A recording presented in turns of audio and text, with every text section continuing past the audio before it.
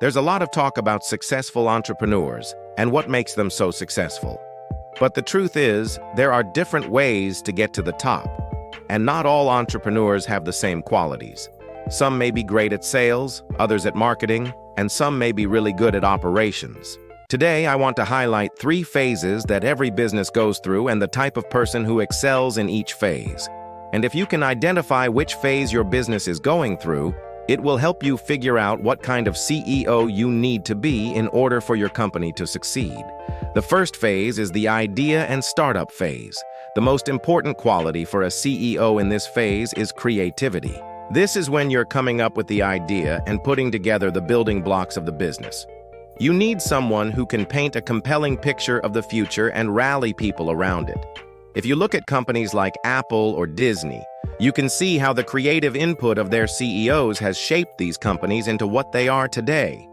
Jobs was an artist at heart, and his design sensibilities are evident in every Apple product.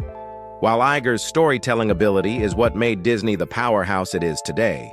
So if you're in the idea and startup phase, you need someone who can bring creativity and a compelling vision to the role. It doesn't matter if they don't have any management experience. You can teach management, but you can't teach creativity.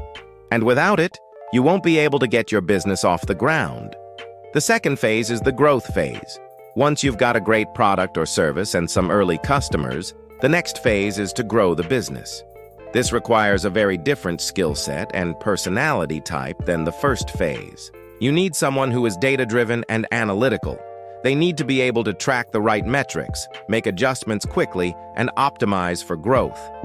This is where CEOs like Bezos at Amazon or Zuckerberg at Facebook really shine.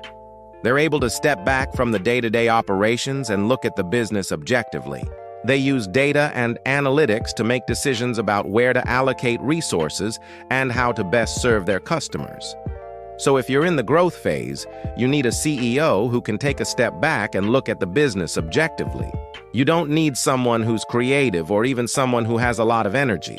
You just need someone who is smart and analytical and knows how to grow a business. The third phase is the maturity phase.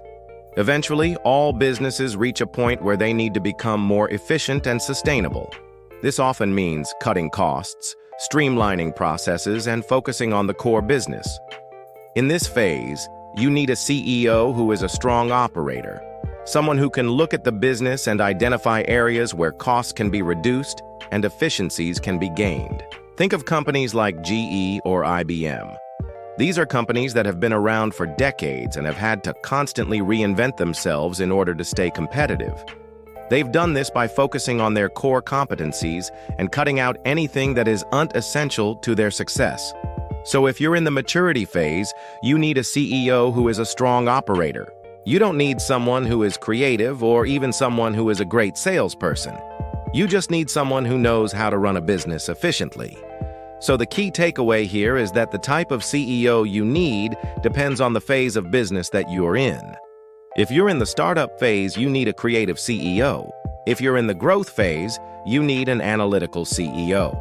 And if you're in the maturity phase, you need an operational CEO. Keep in mind that this is a general guide and there will always be exceptions. Steve Jobs, for example, was able to successfully lead Apple through multiple cycles of growth and decline. But this framework can help you think about what kind of CEO you need in order to take your company to the next level. I hope you enjoyed this video. If you did, please subscribe for more content. Thank you for watching, and I'll see you in the next video.